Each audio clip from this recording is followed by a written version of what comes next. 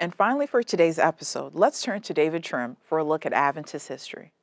This week, the first issue of Signs of the Times was published.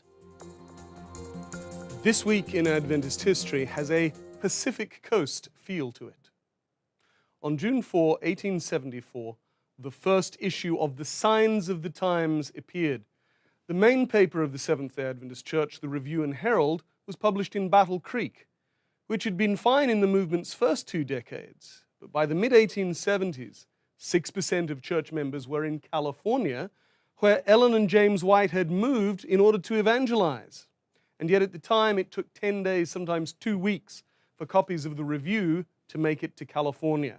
And so there was a need for a local West Coast Seventh-day Adventist paper. Accordingly, James White founded yet another Adventist journal, and he named it after an old Millerite paper, The Signs of the Times.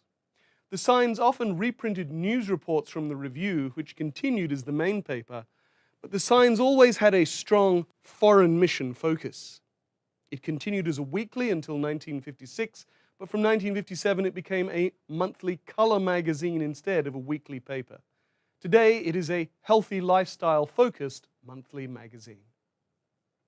For the whole of this week and beyond, 87 years ago, the 42nd General Conference session was meeting in San Francisco.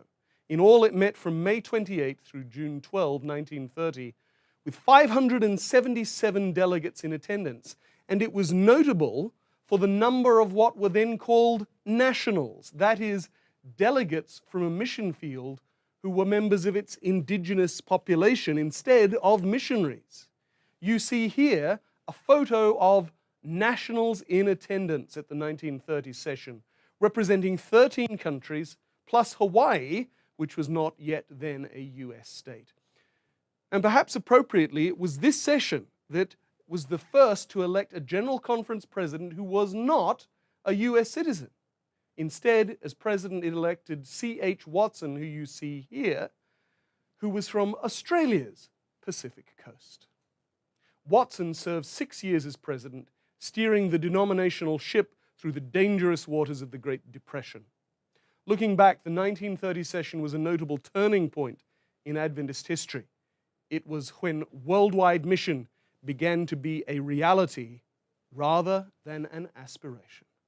That was this week in Adventist history.